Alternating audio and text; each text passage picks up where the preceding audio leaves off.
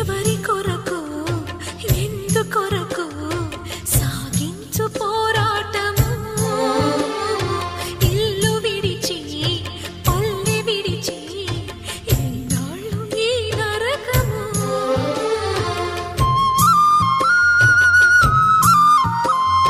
గుండెలో బాధలను దాచుకోవాలి